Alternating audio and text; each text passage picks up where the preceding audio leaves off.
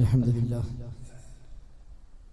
نحمده ونستعينه ونؤمن به ونتوكل عليه ونعوذ بالله من شرور أنفسنا ومن سيئات أعمالنا من يهده الله فلا مضل له ومن يضلل فلا هادي له وأشهد أن لا إله إلا الله وحده لا شريك له وأشهد أن محمدا عبده ورسوله أرسله بالهدى ودين الحق ليظهره على الدين كله ولو كره المشركون اللهم صل على محمد وعلى آل محمد كما صليت على إبراهيم وعلى آل إبراهيم إنك حميد مجيد اللهم بارك على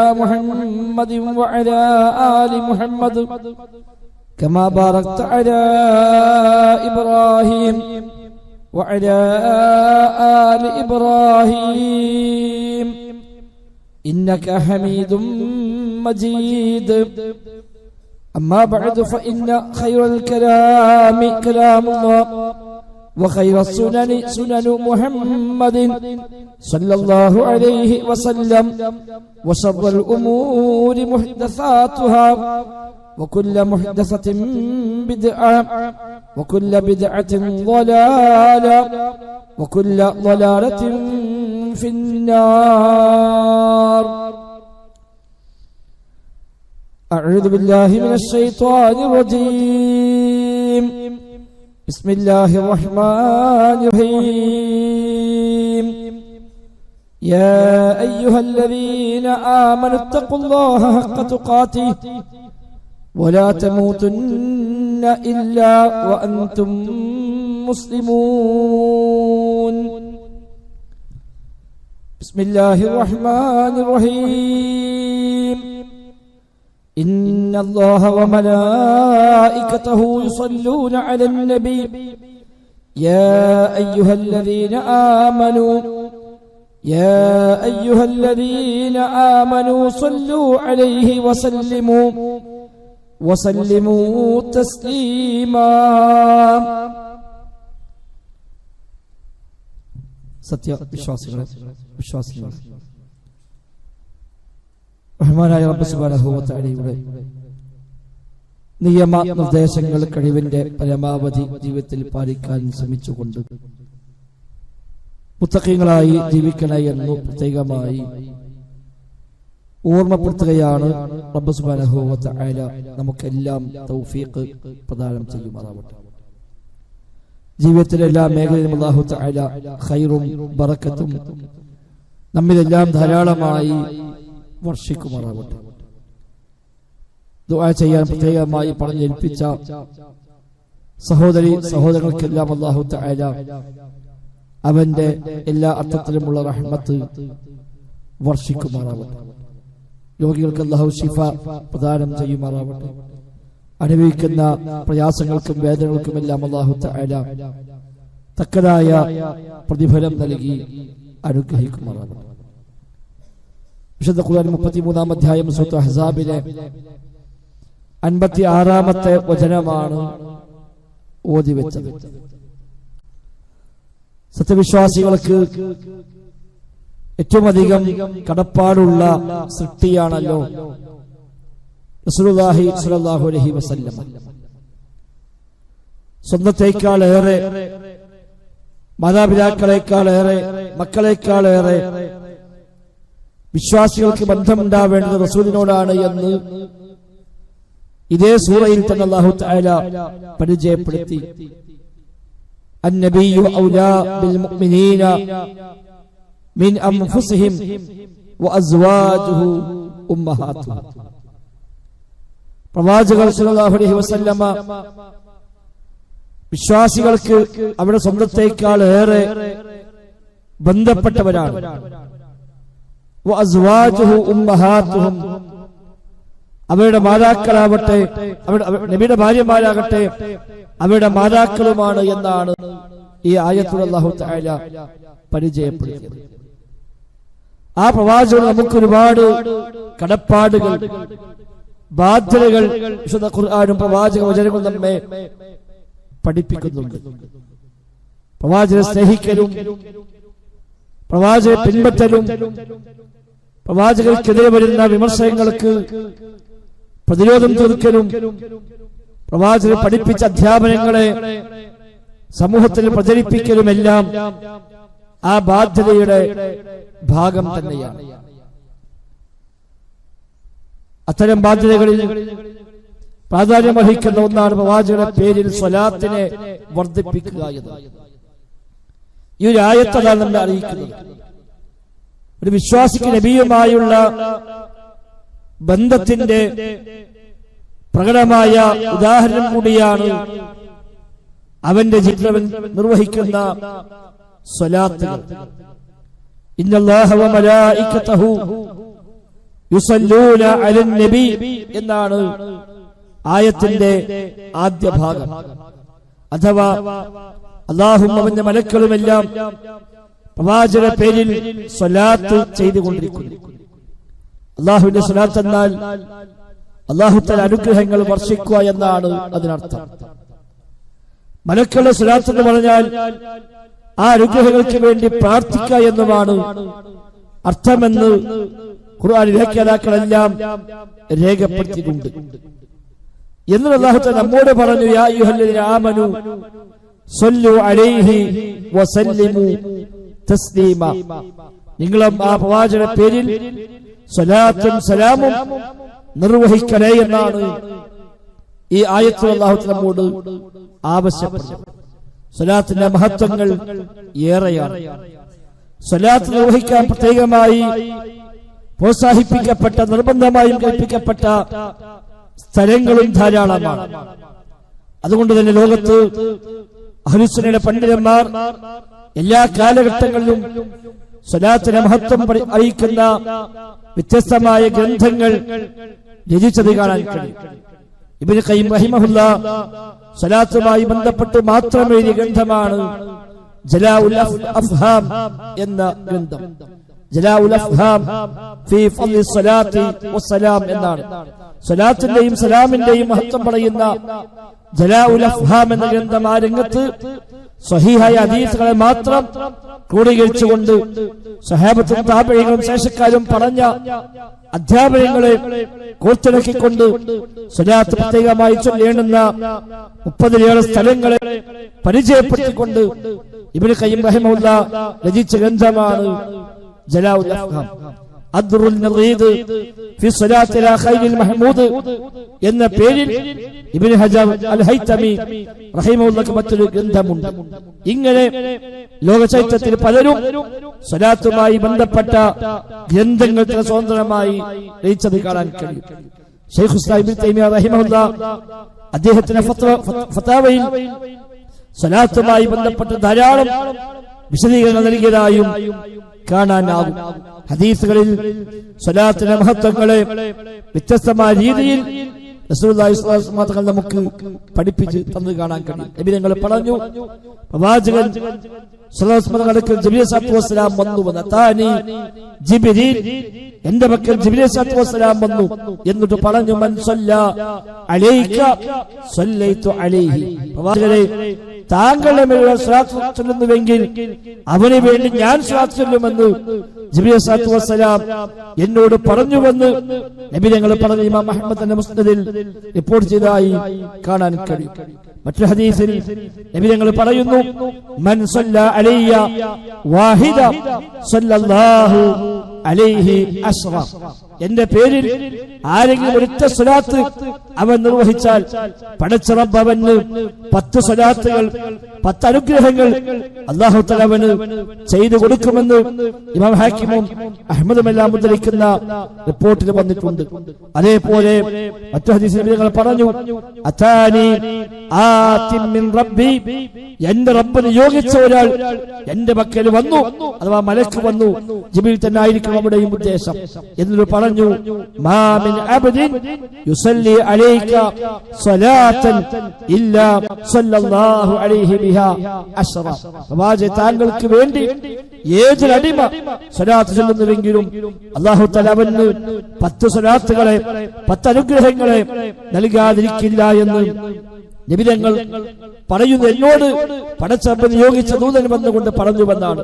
അപ്പോൾ ഇത് കേട്ട സ്വഹാബി നബിയോട് പറയുകയാണെങ്കിൽ, നബിയേ യാ റസൂലല്ലാഹ് അജ്അലു നിസ്ഫ ദുആഇ ലക, എങ്കിൽ നബിയേ എന്റെ പ്രാർത്ഥനയുടെ പകുതി ഇനി ഞാൻ താങ്കൾക്ക് വേണ്ടി മാറ്റിവെക്കുകയാണ് എന്നാണ്.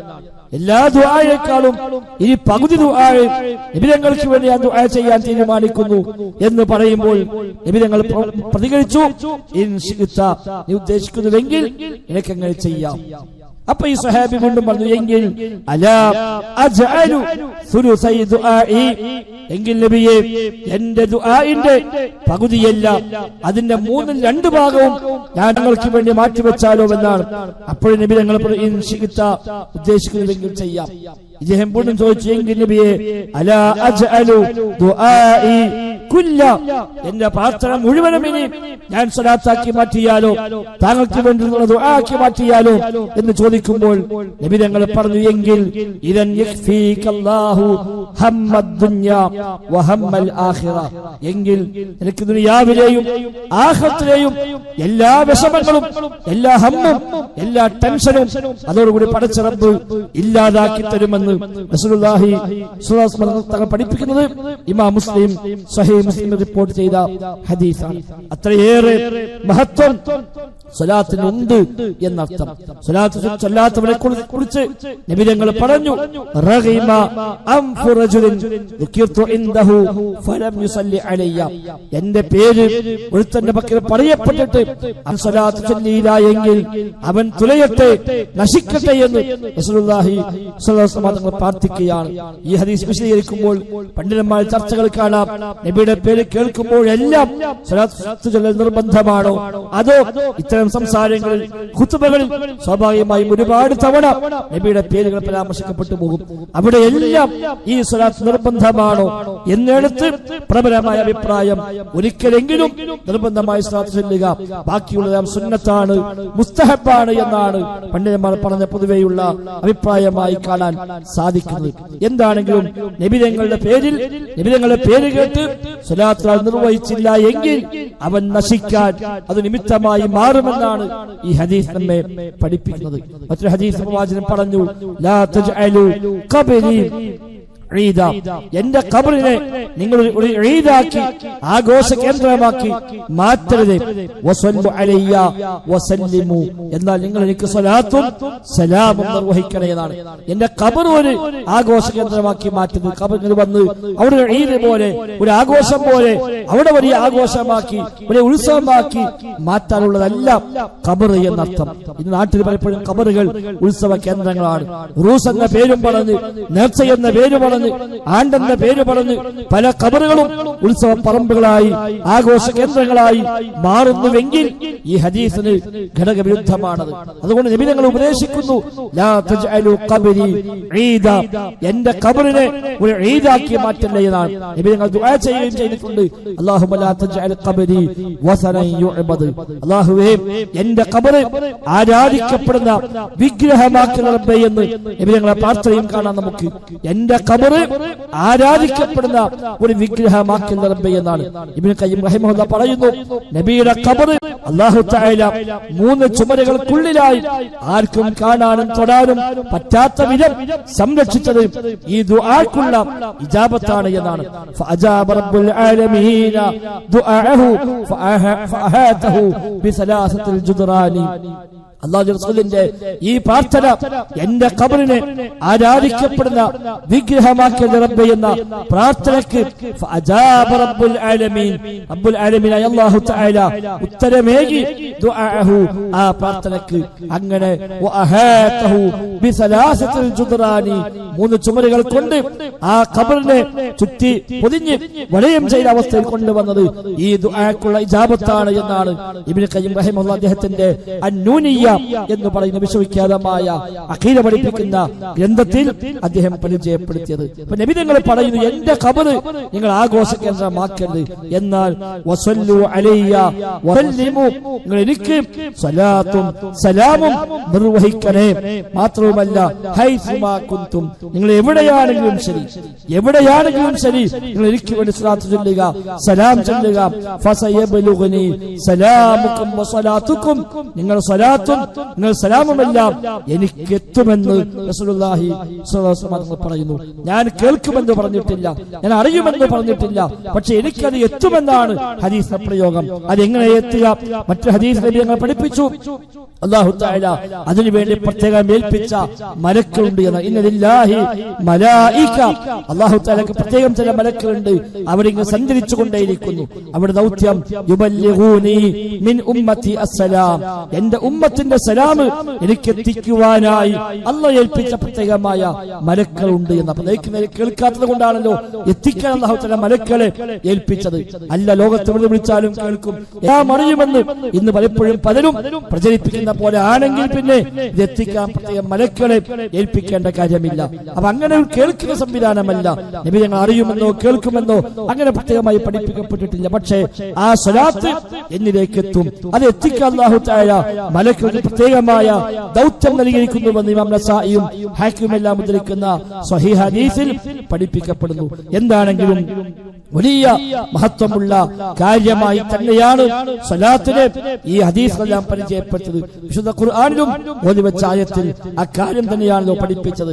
ഏത് സദസ്സിലും ഹംദും സലാത്തും വേണമെന്നാണ് പൊതുവെ പഠിപ്പിക്കപ്പെട്ടത്. നബി തങ്ങൾ പറഞ്ഞു,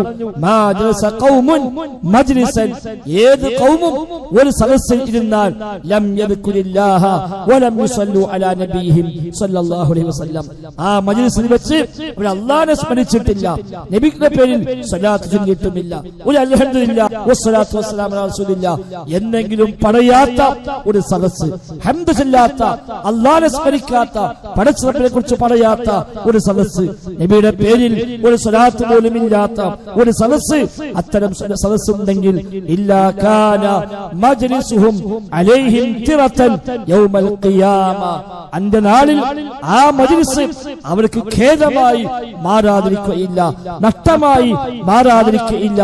ഇൻശാഅ അഫാ അൻഹും വഇൻശാഅ അഖദഹും, അല്ലാഹു തആല ഉദ്ദേശിക്കുന്നുവെങ്കിൽ അവർക്ക് മാപ്പ് നൽകിയേക്കാം, അല്ലാഹു ഉദ്ദേശിക്കുന്നുവെങ്കിലോ അവരെ പിടികൂടുകയും ചെയ്തേക്കാം എന്നാണ് ഹദീസിന്റെ ബാക്കി ഭാഗം. ഇമാം തിർമിദി റിപ്പോർട്ട് ചെയ്ത സ്വഹീഹ് ഹദീസാണ്. അപ്പൊ ഏത് സദസ്സിലും നമ്മൾ നാലാൾ കൂടി നിന്ന് സംസാരിക്കുന്നുവെങ്കിൽ അവിടെയും ഒരു അല്ലാഹുവിനെ ഓർക്കുക, നബിയുടെ പേരിൽ ഒരു സ്വലാത്തെങ്കിലും അൽഹംദുലില്ലാഹ് വസ്സലാത്തു വസ്സലാമു അലാ റസൂലില്ലാഹ് എന്നും പറഞ്ഞ് സംസാരം ആരംഭിച്ചാൽ അല്ലെങ്കിൽ ആ സംസാരം അവസാനിപ്പിച്ചാൽ ഒന്നുമില്ലെങ്കിൽ ആ സദസ്സിൽ ഒരാളെങ്കിലും ഇടയ്ക്കൊരു അൽഹംദുലില്ലാഹ് എന്ന് പറഞ്ഞാൽ, ഒരു സ്വലാത്ത് പറഞ്ഞാൽ ആ നഷ്ടത്തിൽ നിന്ന് രക്ഷപ്പെടാൻ പറ്റുമെന്നർത്ഥം. അതല്ലെങ്കിൽ ആ നഷ്ടം നാളെ പരലോകത്ത് ഈ മജ്ലിസ് അവന് ഖേദമായി മാറാതിരിക്കില്ല എന്നാണ് ആ ഹദീസിന്റെ പ്രയോഗം. നമ്മുടെ സഹോദരങ്ങളെ, ജീവിതത്തിൽ സ്വലാത്ത് നമ്മുടെ ജീവിതത്തിന്റെ ഭാഗമായി മാറേണ്ടതുണ്ട്. വിശുദ്ധ ഖുർആൻ ഞാൻ ഓതി വെച്ച ആയത്തിറങ്ങിയപ്പോൾ സ്വഹാബിമാർ വന്ന് നബിയോട് ചോദിക്കുന്നു, നബിയെ താങ്കൾക്ക് വേണ്ടി സ്വലാത്തും സലാമും ചൊല്ലാൻ അല്ലാഹു തആല കൽപ്പിച്ചിരിക്കുന്നു, സലാം ഞങ്ങൾക്കറിയാം, പക്ഷേ വകൈഫ നുസല്ലി അലൈക യാ റസൂലല്ലാഹ്, എങ്ങനെയാ നബിയെ സ്വലാത്ത് നിർവഹിക്കേണ്ടത് എന്ന് ചോദിക്കുമ്പോൾ നബി ഞങ്ങൾ പഠിപ്പിച്ച സ്വലാത്താണ് അല്ലാഹുമ്മ സല്ലി അലാ മുഹമ്മദിൻ വഅലാ ആലി മുഹമ്മദിൻ കമാ സല്ലൈത അലാ ഇബ്രാഹിം വഅലാ ആലി ഇബ്രാഹിം ഇന്നക ഹമീദും മജീദ്. അല്ലാഹുമ്മ ബാരിക് അലാ മുഹമ്മദിൻ വഅലാ ആലി മുഹമ്മദിൻ കമാ ബാറക്ത അലാ ഇബ്രാഹിം വഅലാ ആലി ഇബ്രാഹിം ഇന്നക ഹമീദും മജീദ് എന്ന ആ ഇബ്രാഹിമിയ സ്വലാത്ത് നബി ഞങ്ങൾ പഠിപ്പിച്ച സ്വലാത്താണ്. ഏറ്റവും ശ്രേഷ്ഠമായ ഏറ്റവും അഫ്ളലായ സ്വലാത്ത് ഇബ്രാഹിമിയ സ്വലാത്താണ് എന്ന് കൂടി ഈ ഹദീസ് മനസ്സിലാക്കാം. ഇമാം മുസ്ലിം റഹിമഹുല്ലാഹ് റിപ്പോർട്ട് ചെയ്ത ഹദീസാണത്. എന്താണെങ്കിലും ജീവിതത്തിൽ സ്വലാത്ത് നമ്മുടെ ഭാഗമായി മാറുന്നുവെങ്കിൽ ധാരാളം നേട്ടങ്ങൾ അതുവഴി നമുക്ക് നേടാനുണ്ട്. ഇബ്നു ഖയ്യിം റഹിമഹുള്ളാഹ് എണ്ണി പറഞ്ഞ ഫായിദകൾ, നേട്ടങ്ങൾ കാണാം. ഒന്ന് പറഞ്ഞത് പടച്ച റബ്ബിന്റെ കൽപ്പന അവൻ പ്രാവർത്തികമാക്കി. സല്ലു അലൈഹി വസല്ലിമു, നിങ്ങൾ സ്വലാത്ത് ചൊല്ലണേ, സലാം ചൊല്ലണേ എന്ന് കൽപ്പനാ ക്രിയയാണ് വിശുദ്ധ ഖുർആൻ ഉപയോഗിച്ചത്. ആ അംർ, ആ കൽപ്പന അവൻ പ്രാവർത്തികമാക്കി സ്വലാത്തിലൂടെ.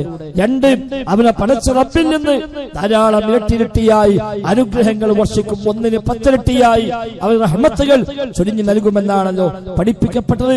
അതും നേട്ടമാണ്. മൂന്നാമതായി നാളെ പരലോകത്ത് ഞങ്ങളെ ശഫാഅത്ത് കിട്ടാൻ, നബിയുമായി അടുപ്പം വർദ്ധിക്കാനൊക്കെ സ്വലാത്ത് നിമിത്തമാകുമെന്ന് ഹദീസിൽ പഠിപ്പിക്കപ്പെടുന്നുണ്ട്. നാലാമതായി അവന്റെ ദുനിയാവും ആഖിറത്തിലുമുള്ള വിഷമങ്ങളെ, ടെൻഷനുകളെ ഇല്ലാതാക്കാൻ സ്വലാത്ത് പര്യാപ്തമാണ്. നേരത്തെ പറഞ്ഞ ഹദീസ്, നിനക്ക് അല്ലാഹു തആല യക്ഫീക ഹമ്മദ് ദുനിയ വഹമ്മൽ ആഖിറ, ഇമാം മുസ്ലിം ഉദ്ധരിച്ച ഹദീസ്. ദുനിയാവിലെ ടെൻഷനുകളും പരലോകത്തെ ടെൻഷനുകളും അതിൽ നിന്നെല്ലാം നിനക്ക് മുക്തി ലഭിക്കും, നിനക്കതിന് മോചനം ലഭിക്കുമെന്ന് നബി തങ്ങൾ പഠിപ്പിക്കുന്നുണ്ട്. അതേപോലെ ചെയ്യുന്ന ആള്, സ്വലാത്തിന്റെ ആളുകൾ സ്വർഗത്തിന്റെ വഴിയിലാണ് എന്ന് ഹദീസിൽ കാണുന്നു. അത് മാറ്റിവെക്കുന്നുവെങ്കിൽ സ്വർഗത്തിന്റെ വഴിയാണ് അവന് നഷ്ടപ്പെട്ടു പോവുക എന്ന് ഹദീസിൽ സൂചനകൾ വന്നിട്ടുണ്ട്. അതുപോലെ പ്രവാചകൻ പഠിപ്പിച്ച ഒന്ന്, പടച്ച റബ്ബ് അവന്റെ പേരിലും ഒരു നല്ല ഒരു ഖ്യാതി, നല്ല പേര് ഇവിടെ ബാക്കിയാക്കാൻ നിമിത്തമായി മാറുമെന്നാണ്. സ്വലാത്തുമായി ബന്ധപ്പെട്ടവർക്ക് അവർക്കിവിടെ നല്ലൊരു ഹസൻ, നല്ല ഒരു ശേഷിപ്പ് അവർ അല്ലാഹു തആല നിശ്ചയിച്ച് നൽകും എന്ന് പഠിപ്പിക്കപ്പെടുന്നുണ്ട്. അതേപോലെ അവന് നബിയുമായി ഉള്ളൊരു ബന്ധം, ഒരു സ്നേഹം, അതിനടയാളം കൂടിയാണ് സ്വലാത്ത്. എപ്പോഴും നബിയുമായി ഒരു ബന്ധം അവനുണ്ട്. അവന്റെ മനസ്സിൽ നബിക്ക് സ്ഥാനമുണ്ട്. അവൻ നബിയുമായി മനസ്സുകൊണ്ട് എപ്പോഴും ബന്ധപ്പെട്ടവനാണ്. നബി അങ്ങേയറ്റം സ്നേഹിക്കുന്നവനാണ്. അതിന്റെ അടയാളം കൂടിയാണ്, ലക്ഷണം കൂടിയാണ് ആ ഹബീബിന്റെ പേരിൽ സ്വലാത്ത് വർദ്ധിപ്പിക്കുക എന്നത്. ഇങ്ങനെ ധാരാളം നേട്ടങ്ങൾ സ്വലാത്ത് മുഖേന ലഭിക്കാറുണ്ട്. അതുകൊണ്ട് സഹോദരങ്ങളെ, ജീവിതത്തിൽ സ്വലാത്ത് എന്നത് നമ്മുടെ ഭാഗമായി മാറുക തന്നെ വേണം. അതിനെവിടെയെങ്കിലും മജ്‌ലിസ് ആവശ്യമില്ല. ആരെങ്കിലും പ്രത്യേകമായി അതിന് ആളെ വിളിച്ചു കൂട്ടി പ്രത്യേകമായി സദസ്സുണ്ടാക്കേണ്ട കാര്യമൊന്നുമില്ല. ജീവിതത്തിൽ ഏത് സമയത്തും എപ്പോഴും പ്രാർത്ഥനകളിൽ, ദിക്റുകളിൽ, മജ്‌ലിസുകളിൽ, ഖുതുബകളിൽ, ക്ലാസുകളിൽ, അതേപോലെ പൊതുവായും ജീവിതത്തിൽ ഭാഗമായും ആ സ്വലാത്തുകൾ മാറാൻ നാം പരിശ്രമിക്കുക. അല്ലാഹു തആല തൗഫീഖ് പ്രദാനം ചെയ്യുമാറാകട്ടെ. الحمدلله نحمده ونستعينه ونؤمن به ونتوكل عليه اللهم صل على محمد وعلى آل محمد كما صليت على إبراهيم وعلى آل إبراهيم إنك حميد مجيد. സഹോദരങ്ങളെ, സഹോദരിമാരെ, റഹ്മാനായ റബ്ബ് സുബ്ഹാനഹു വ തആലയുടെ നിയമ നിർദ്ദേശങ്ങൾ കഴിവിന്റെ പരമാവധി ജീവിതത്തിൽ പാലിക്കാൻ ശ്രമിച്ചുകൊണ്ട് തഖ്വയോടെ ജീവിക്കണേ എന്ന് ഒരിക്കൽ കൂടെ ആവർത്തിച്ച് ഓർമ്മപ്പെടുത്തുകയാണ്. റബ്ബ് സുബ്ഹാനഹു വ തആല നമുക്കെല്ലാം തൗഫീഖ് പ്രദാനം ചെയ്യുമാറാകട്ടെ. സൂചിപ്പിക്കപ്പെട്ട പോലെ സ്വലാത്തിന്റെ മഹത്വങ്ങൾ ഏറെയാണ്. പ്രത്യേകമായി സ്വലാത്ത് സുന്നത്തായി പഠിപ്പിക്കപ്പെട്ട ചില സന്ദർഭങ്ങൾ നിർബന്ധമായും പഠിപ്പിക്കപ്പെട്ട സന്ദർഭങ്ങളുണ്ട്. നമസ്കാരത്തെ തഹിയ്യാത്തിൽ തശഹുദിന് ശേഷം സ്വലാത്ത് അതിനെ പ്രത്യേകമായി നിർബന്ധമായി പഠിപ്പിക്കപ്പെട്ട കാര്യമാണ്. മയ്യിത്ത് നിസ്കാരത്തിൽ നബിതങ്ങൾ സ്ഥിരമായി ചെയ്താണ് രണ്ടാമത്തെ തക്ബീറിന് ശേഷം സ്വലാത്ത് നിർവഹിക്കുക എന്നത് ഹദീസ് കൊണ്ട് സ്ഥിരപ്പെട്ട കാര്യമാണ്. അതേപോലെ പ്രവാചകനെ കുറിച്ച് എവിടെയെല്ലാം പറയപ്പെടുന്നു അവിടെയെല്ലാം നേരത്തെ സൂചിപ്പിച്ചു, നബിയുടെ പേര് പറയപ്പെട്ടാൽ, നബിയെ കുറിച്ച് പരാമർശിക്കപ്പെട്ടാൽ അവിടെയൊക്കെ അല്ലാഹുമ്മ സ്വല്ലി അലാ മുഹമ്മദ് എന്നോ സ്വല്ലല്ലാഹു അലാ മുഹമ്മദ് എന്നോ ഏതെങ്കിലും ആശയം ലഭിക്കുന്ന ഏത് പദവും അതിനുവേണ്ടി ഉപയോഗപ്പെടുത്താം എന്നാണ്. നാലാമതായി പള്ളിയിൽ പ്രവേശിക്കുമ്പോൾ സ്വലാത്ത് പ്രത്യേകമായി സുന്നത്തുണ്ട്. ബിസ്മില്ലാ വസ്സലാത്തു വസ്സലാമു അലാ റസൂലില്ലാ എന്ന് പറഞ്ഞിട്ടാണ് അല്ലാഹുമ്മ ഫ്തഹ് ലി അബ്വാബ റഹ്മതിക എന്ന് പ്രാർത്ഥിക്കാനായി പഠിപ്പിക്കപ്പെട്ടത്.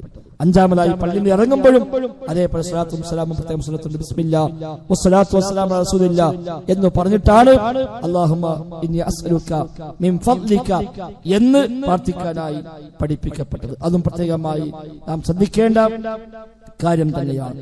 അതുപോലെ ബാങ്ക് കേട്ട ഉടനെ പ്രത്യേകമായി ഹദീസ് ഉള്ളതാണ്, ബാങ്ക് കേട്ടാൽ മുഅദ്ദിൻ പറയുന്നത് പോലെ നിങ്ങൾ പറയുക, എന്നിട്ട് നിങ്ങൾ എന്റെ പേരിൽ സ്വലാത്ത് ചോദിക്കുക എന്നാണ്. ഫഖൂലു മിസ്ല മാ യഖൂലുൽ മുഅദ്ദിൻ, ബാങ്ക് വിളിക്കുന്നവൻ പറയും പോലെ നിങ്ങൾ പറയുക. സുമ്മ സ്വല്ലു അലയ്യ, പിന്നെ എന്റെ പേരിൽ സ്വലാത്ത് ചൊല്ലുക, പിന്നീട് നിങ്ങൾ എനിക്ക് വേണ്ടി പ്രാർത്ഥിക്കുക, വസീലയെ ചോദിക്കുക എന്ന് ഹദീസിൽ പഠിപ്പിക്കപ്പെടുന്നുണ്ട്. അതുപോലെ പഠിപ്പിക്കപ്പെട്ട മറ്റൊന്നാണ് പ്രാർത്ഥനകളിൽ, അതേപോലെ നമ്മുടെ മജ്‌ലിസുകളിൽ അത് സൂചിപ്പിച്ചു, എല്ലാ ദുആയിലും പ്രത്യേകമായി ഹംദും സ്വലാത്തും പ്രത്യേകമായി സുന്നത്തുണ്ട്. ഒരു സഹാബി പ്രാർത്ഥിക്കുമ്പോൾ ഹംദുമില്ല സ്വലാത്തുമില്ല, അദ്ദേഹം എങ്ങനെ പടച്ച റബ്ബിനോട് ദുആ ചെയ്യുകയാണ്. ഇത് കേട്ട നബി തങ്ങൾ പറഞ്ഞു, അജ്ജലഹാദാ അജ്ജലഹാദാ, ഇയാൾ ധൃതി കാണിച്ചിരിക്കുന്നു. പിന്നീട് നബി അദ്ദേഹത്തെ വിളിച്ചു, എന്നിട്ട് അദ്ദേഹത്തോടും മറ്റുള്ളവരുമായി പൊതുവായി നബി തങ്ങൾ പറഞ്ഞു കൊടുത്തു, ഇദാ സ്വല്ലാ അഹദുക്കും ഫൽയബ്ദ ബിതംജീദില്ലാഹി വസ്സലാഇ അലൈഹി സുമ്മ യുസല്ലി അലൻ നബിയ്യി സ്വല്ലല്ലാഹു അലൈഹി വസല്ലം. നിങ്ങളൊക്കെ പ്രാർത്ഥിക്കുന്നുവെങ്കിൽ പടച്ച റബ്ബിന്റെ മഹത്വത്തെ ആദ്യം വാഴ്ത്തുക, അൽഹംദുലില്ലാഹ് സുബ്ഹാനല്ലാഹ് തുടങ്ങി പടച്ച റബ്ബിന്റെ മഹത്വത്തെ വാഴ്ത്തുക. പിന്നെ നിങ്ങൾ സ്വലാത്ത് ചൊല്ലുക, സുമ്മ യദ്ഉ ബഅദു ബിമാ ശാഅ, പിന്നീട് ഇഷ്ടമുള്ള എന്തും അവൻ പ്രാർത്ഥിക്കട്ടെ എന്ന് റസൂലുള്ളാഹി സ്വല്ലല്ലാഹു അലൈഹി വസല്ലം തങ്ങൾ പഠിപ്പിക്കുന്നുണ്ട്. ഏഴാമതായി ഹദീസിൽ വന്ന കാര്യമാണ് വെള്ളിയാഴ്ച ദിവസം. വെള്ളിയാഴ്ച ദിവസം സ്വലാത്ത് പ്രത്യേകമായി സുന്നത്തുള്ള ദിവസമാണ്. നബി തങ്ങൾ പറഞ്ഞു, ഏറ്റവും നല്ല ദിവസം വെള്ളിയാഴ്ച, ഇന്ന അഫ്ദല അയ്യാമികും യൗമൽ ജുമുഅ, നിങ്ങൾ ഏറ്റവും ശ്രേഷ്ഠമായ ദിവസം വെള്ളിയാഴ്ചയാണ്. ഫീഹി ഖുലിഖ ആദം വഫീഹി ഖുബിള, ആദം അലൈഹിസ്സലാത്തു വസ്സലാം സൃഷ്ടിക്കപ്പെട്ടത് വെള്ളിയാഴ്ചയാണ്. അദ്ദേഹം വഫാത്തായതും വെള്ളിയാഴ്ച തന്നെയാണ്. വഫീഹി നഫ്ഖതു വഫീഹി സ്വഅഖതു, സൂറിലെ ഊത്തുകൾ വെള്ളിയാഴ്ച തന്നെയാണ്. അതേപോലെ പിന്നീട് നിമിതങ്ങൾ പറഞ്ഞു, ആ ദിവസം അന്ന് എന്റെ പേരിൽ സ്വലാത്തിനെ നിങ്ങൾ വർദ്ധിപ്പിക്കുക, നിങ്ങളുടെ സ്വലാത്ത് എനിക്ക് പ്രദർശിപ്പിക്കപ്പെടും. അപ്പോൾ സഹാബിമാർ ചോദിച്ചു, നബിയെ എങ്ങനെയാണ് സ്വലാത്ത് നിങ്ങൾക്ക് പ്രദർശിപ്പിക്കപ്പെടുക? ഫഖദ് അറംത, താങ്കൾ മരിച്ച് മണ്ണടിഞ്ഞ് നുരുമ്പിപ്പോയി കഴിഞ്ഞാൽ പിന്നെ എങ്ങനെയാണ് സ്വലാത്ത് നിങ്ങൾക്ക് പ്രദർശിപ്പിക്കപ്പെടുക എന്ന് ചോദിക്കുമ്പോൾ നബി തങ്ങൾ നൽകിയ മറുപടി, ഇന്നല്ലാഹ ഹറമ അലൽ അർളി അൻ തഅകുല അജ്സാദൽ അംബിയാ, പ്രവാചകന്മാരുടെ ശരീരം ഭക്ഷിക്കൽ അല്ലാഹു തആല ഭൂമിക്ക് ഹറാമാക്കിയിട്ടുണ്ട്. അവിടെ പ്രവാചകന്മാരുടെ ശരീരം ഭൂമി തിന്നുകയില്ല, മണ്ണ് തിന്നുകയില്ല, പടച്ച റബ്ബ് പ്രത്യേകമായി ഹറാമാക്കിയതാണ് എന്ന് നബി തങ്ങൾ പറഞ്ഞു കൊടുക്കുന്നു. അതുപോലെ സുന്നത്തായ മറ്റു സന്ദർഭമാണ് ഖുത്ബകളിൽ, ജുമുഅ ഖുത്ബയിൽ, അതേപോലെ പെരുന്നാൾ ഖുത്ബയിൽ, ഇസ്തിസ്ഖാഇന്റെ മഴയത്ത് വരുന്ന നിസ്കാരവുമായി ബന്ധപ്പെട്ട ഖുത്ബയിൽ, ഗ്രഹണ നിസ്കാരത്തിന്റെ ഖുത്ബയിൽ, അവിടെയൊക്കെ പ്രത്യേകമായി സ്വലാത്ത് പഠിപ്പിക്കപ്പെട്ടിട്ടുണ്ട്. ഇങ്ങനെ ധാരാളം സന്ദർഭങ്ങൾ പ്രത്യേകമായി സ്വലാത്ത് ചൊല്ലാൻ പ്രോത്സാഹിപ്പിച്ച സന്ദർഭങ്ങളുണ്ട്. അതൊന്നുമല്ലാതെ ഏത് സമയത്തും ഒരാൾക്ക് സ്വലാത്ത് എത്രയും വർദ്ധിപ്പിക്കാം. പക്ഷേ നബി തങ്ങൾ പഠിപ്പിച്ച അടിസ്ഥാനത്തിലാകണം സ്വലാത്ത് എന്ന് മാത്രം. പ്രത്യേകമായി പഠിപ്പിക്കപ്പെട്ട സ്വലാത്തിനെ പ്രത്യേകമായി തന്നെ സ്വീകരിക്കാം. നബി തങ്ങൾ പ്രത്യേക ഒരു വാചകം പഠിപ്പിച്ചാൽ ആ വാചകത്തിൽ പിന്നെ കൂട്ടാനും എടുക്കാൻ നമുക്ക് അവകാശമില്ല. ഇബ്രാഹിമിയ സ്വലാത്ത് നാം പറഞ്ഞു, ആ ഇബ്രാഹിമിയ സ്വലാത്തിൽ നബി തങ്ങൾ പഠിപ്പിച്ച വ്യത്യസ്തമായ വാചക ഘടനയുണ്ട്. ആ ഘടനയിൽ തന്നെയാണ് ഇബ്രാഹിമിയ സ്വലാത്ത് നിർവഹിക്കേണ്ടത്. ഇതെല്ലാം സ്വതന്ത്രമായി ആർക്കും സ്വലാത്തിന് ഏത് വാചകവും ആകാം, വിരോധമൊന്നുമില്ല. അയാളുടെ വകയായി വേണമെങ്കിൽ സ്വലാത്തിന്റെ വാചകം അയാൾ ഉണ്ടാക്കിപ്പോയതിനും കുഴപ്പമൊന്നുമില്ല. മലയാളത്തിൽ പറഞ്ഞ അല്ലാഹുവേ നബിക്ക് നീ ഗുണം ചെയ്യണേ എന്ന് പറഞ്ഞ അതും സ്വലാത്താണ്. ഈ നബിക്ക് രക്ഷ നൽകണേ സലാമാണ്, അതൊന്നും പാടില്ല എന്നില്ല. പക്ഷെ അങ്ങനെ സ്വലാത്ത് ഉണ്ടാക്കിയിട്ട് അത് ഇത്ര പ്രാവശ്യം ചെല്ല് എത്ര കൂലിട്ടും ഇന്ന സമയത്തിൽ എത്ര കൂലിട്ടും എന്ന് പറയാൻ നമുക്ക് അവകാശമില്ല.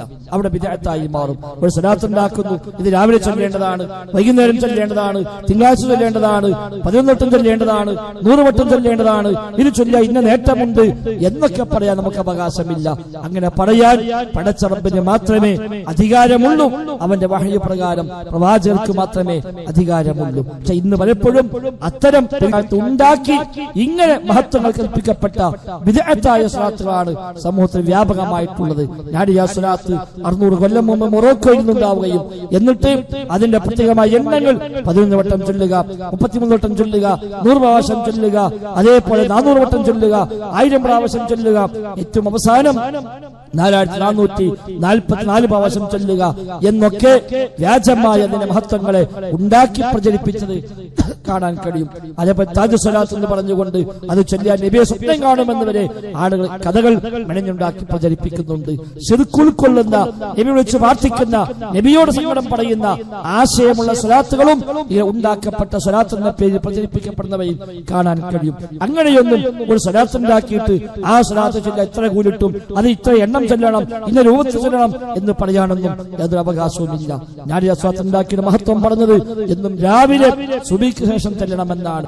മുടങ്ങാതെ 11 ഓതിയാൽ നിത്യവും ചൊലിക്കുന്നതാണ് റിസ്കവന് ഭൂവനം വാനവും എന്നാണ് അതിന്റെ മഹത്വമായി ഇവിടെ പ്രചരിപ്പിച്ചത്. സുബഹിക്ക് ശേഷം അത് എന്നും 11 വട്ടം ചൊല്ലിയാൽ ആകാശഭൂമികൾ റിസ്ക് ചൊരിഞ്ഞു കൊടുക്കുമെന്ന് ഇതിന്റെ മഹത്വമായി പ്രചരിപ്പിക്കുന്നു.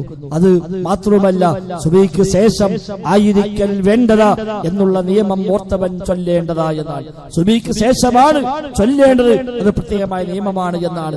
അങ്ങനെ ഓരോ എണ്ണത്തിന് ഓരോ മഹത്വം പറഞ്ഞു. അവസാനം പറഞ്ഞു അതിന്റെ ഇന്തിഹ 4000 വേണ്ടുന്നതാ, 440നോട് 4 ചേർന്നതാ.